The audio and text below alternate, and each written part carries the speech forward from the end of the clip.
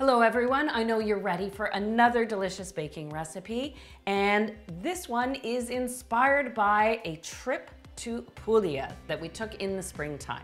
Specifically, we visited the Lecce region and got behind the scenes of a fantastic bakery called Martinucci, and it's famous for pasticciotto, and that's the recipe I'm sharing with you today. It was amazing. We were able to tour behind the scenes in the kitchen to watch thousands of pasticciotto being made. Now these pastries are very simple. It's a sweet dough filled with a flavored pastry cream, and I learned the secret is to enjoy it warm. So freshly baked or baked that day, and I noticed even at cafes and coffee shops around Lecce, some places would even have a little warming oven to keep the little pastries warm. And they are absolutely delicious. So I'm going to share my recipe for pasticciotti with you today. And you want to stay to the end of the video because I've got a little switch up where I use it in a different style of dessert. I'll start by making the pasta frollo. So this is a sweet dough or sugar dough. I often make sablé dough for my tarts, and that uses icing sugar, cake and pastry flour, and only egg yolks. So it's dense, but also very tender at the same time. So I've added my flour to the mixer, and I'll add my other dry ingredients. That's what's different about making a pasta frolla compared to a French sablé, where you start by creaming the butter and sugar and then adding your dry ingredients. You start with the dry. Now for the sugar, and it's 100 grams of sugar, which tells you it's going to be a little more cookie-like. I do add a little bit of baking powder, just a touch of salt, and we might as well work in some flavor while we're at it. So I'll grate some lemon zest right on top.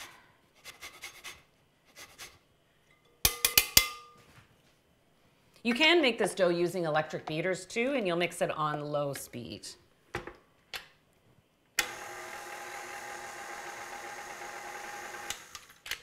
There we go.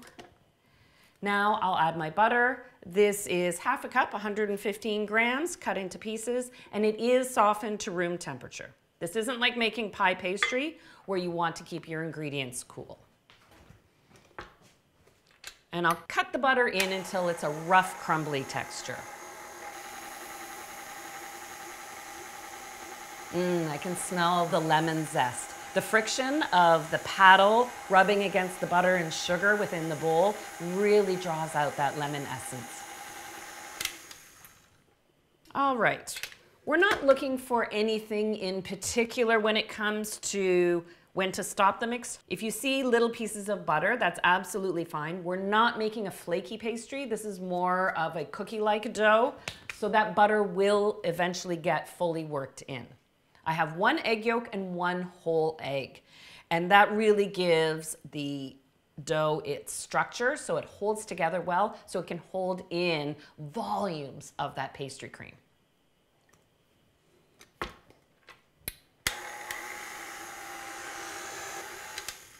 Don't be surprised after adding the egg that it takes about a minute, maybe even 2 minutes for the dough to come together. Because you're adding the wet to the dry, it just takes a little bit longer, and it gives time for that sugar to dissolve just a little bit.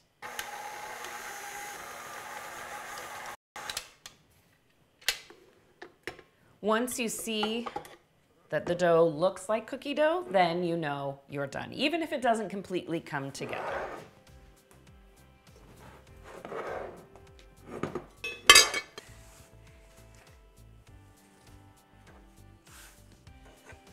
I really like this recipe because I find the dough easy to handle and shape, but it's rather soft right now, so it's a great make-ahead dough. I'll shape it into 2 discs and then give it a little time to chill, since I'll have to make the pastry cream and chill that at the same time too. So you want to give the dough at least an hour in the fridge, but you can make this a day ahead, and it also freezes wonderfully. Now it's time to make the pastry cream. The first time I tried a pasticciotto, I was enthralled by the richness of the pastry cream. And what I've discovered is it is richer. I've taken my standard pastry cream recipe, which uses milk, and I'm now using half milk and half whipping cream, and that really makes this decadent. The first thing I do to start my pastry cream is I combine my sugar and cornstarch in my pot, and I give that a little whisk.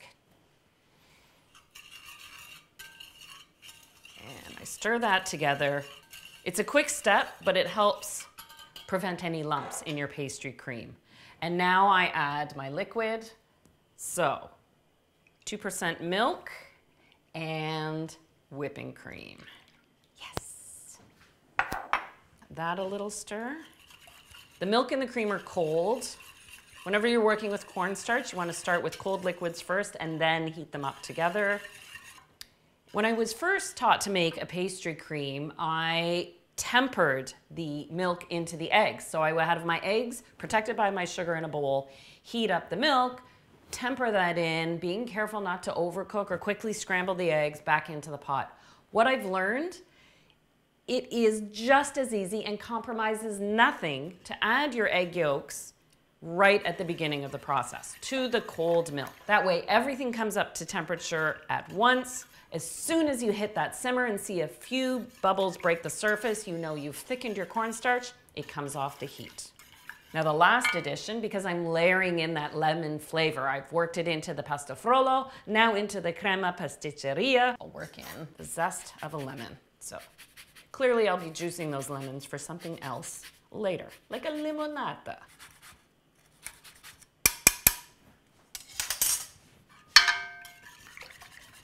Really want to mix in those egg yolks before I take it to the heat. And before I do that, the last thing to get ready is my finishing bowl. So this is the bowl I'll chill my pastry cream in. I'll add a couple tablespoons of butter. I add my vanilla extract to the finishing bowl as opposed to the pot because I don't need to infuse vanilla extract into the hot milk. If I were cooking a vanilla bean, I would add it to the pot, but I don't want that flavor to evaporate, so it goes into the bowl. And I've got my strainer ready for when the pastry cream comes off the heat.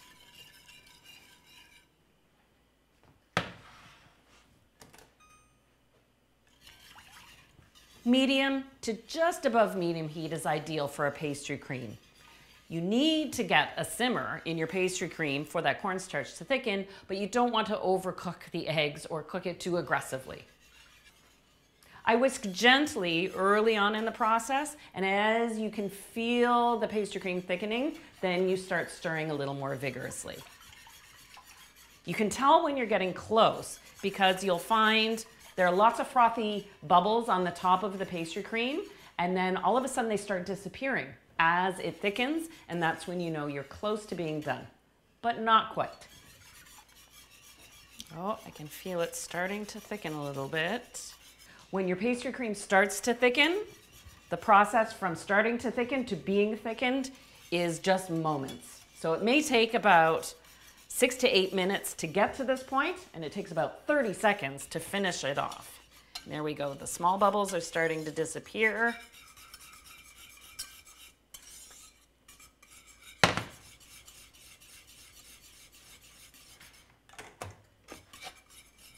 A few bubbles broke the surface, and there is that gorgeously rich pastry cream. I do find making a pastry cream using half cream in place of half of the milk really makes it a lot thicker.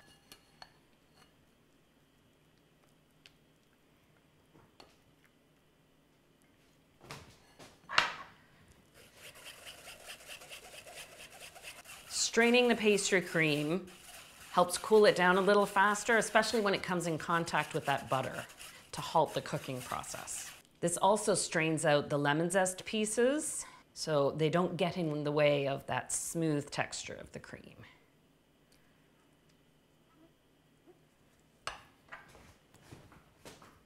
Now I'll give this a little stir to work in the vanilla and to melt the butter. If you wanted to change up the flavor of your pastry cream, and you can get pasticciotto in just about any flavor you want. Pistachio, chocolate, orange, hazelnut, Nutella, of course. If you want to change the flavor of your pastry cream, now is the time to do it. To make a chocolate one, you would add about 2 ounces of dark chocolate to the hot pastry cream and stir it in to melt it. Or you can buy pistachio or hazelnut paste to stir into it.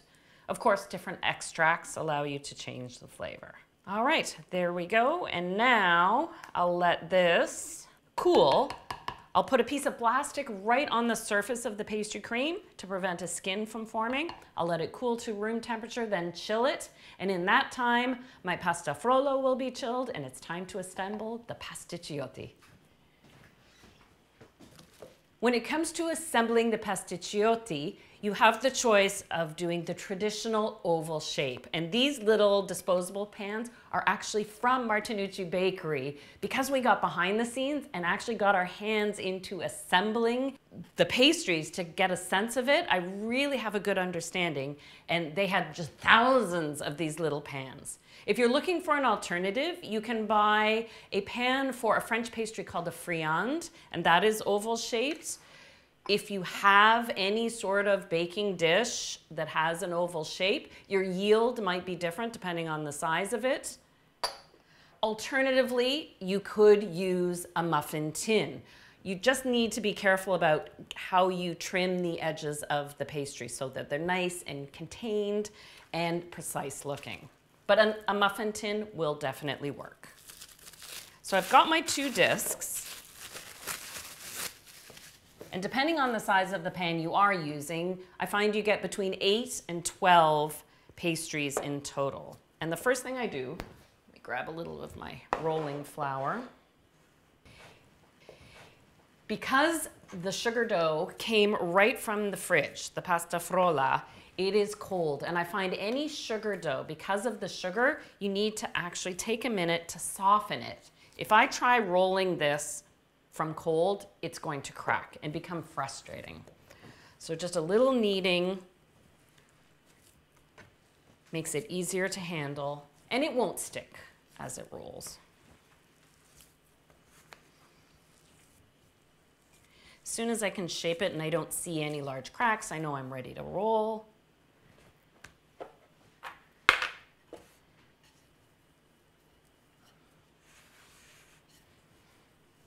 Small rolling motions to start. And then I always like to flip after a few rolls. You can see a few cracks developing in the bottom. By flipping it over, you can seal them back together again. What I like about this pasta frolla recipe is that it re-rolls well. So don't worry about leftover trim. You can just gather that up into a ball, re-roll, and recut. So you're not wasting any of this dough. I'm rolling this to about 5 or 6 millimeters thick.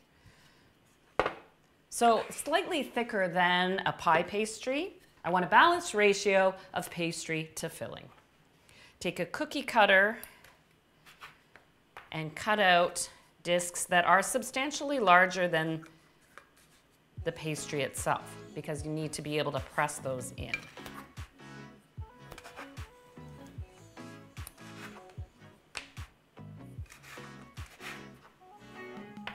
I'll save these scraps and wait till I collect the next round. And then just gently press the pastry into the bottom of the shell, making sure you press with your fingertip to get into that inner edge.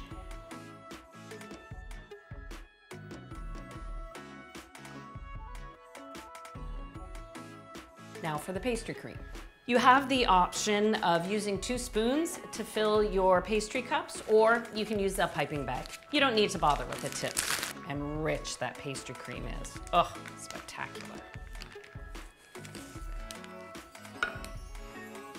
What I learned when it comes to filling pasticiotti is too much is exactly the right amount.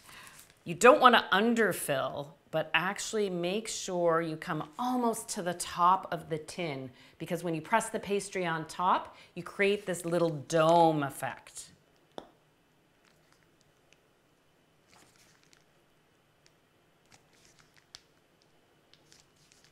This is where practice counts, and it takes a little patience, so don't be in a hurry. But I press the pastry to seal around the filling a little bit. At Martinucci Bakery, they had a metal mold that they would set the disposable molds in and actually use that edge to trim off the pastry. But what I have found using these disposable molds is I take a paring knife and I cut around the pastry. So the pressure of the knife pushes the top layer into the bottom one. And then I take just a moment to shape it and make sure it's sealed. But you don't want to press down too firmly. But you see, you get that nice little dome shape from the excessive amount of pastry cream in the filling. And I'm putting these onto a baking tray to bake. And I can tell.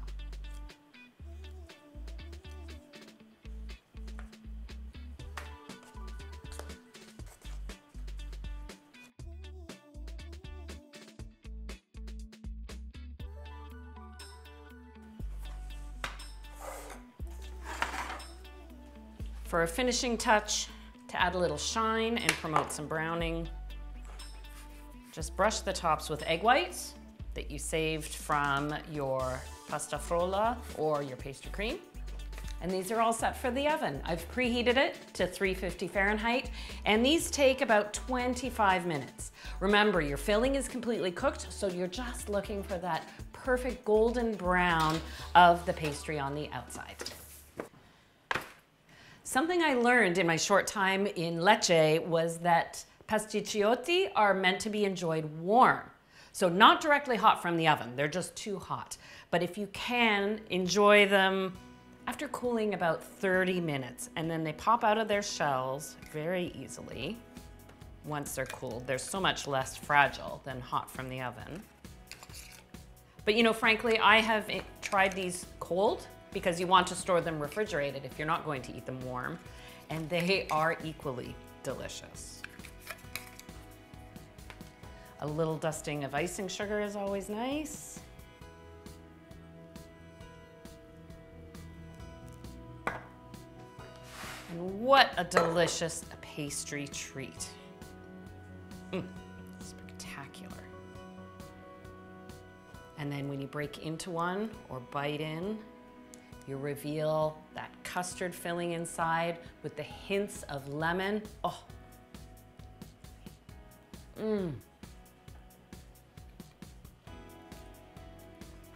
Do I have icing sugar everywhere, or am I okay? Oh, it's so good. This is truly a taste of Puglia. I adore it. And you know, during our adventures in Puglia, we enjoyed not just the traditional pasticiotti in the oval shape, but after one dinner, we had a tart style. So the same dough and the same filling, and the yield in the recipe you see below will fill this tart shell, but there's a layer of Nutella underneath. So half a cup of Nutella gets spread in before you put the cooled pastry cream, and then you've got a fantastic dessert. So this is a perfect alternative if you can't find those little oval dishes. So petite or grand, I adore this recipe, and it's going to work into my regular rotation. And I hope I've given you all the skills, tools, and tips you need to get in the kitchen and create this delicious taste of Puglia yourself. Enjoy. Oh, do I have this one or the Nutella one? It's a tough choice. It's so simple, but so good.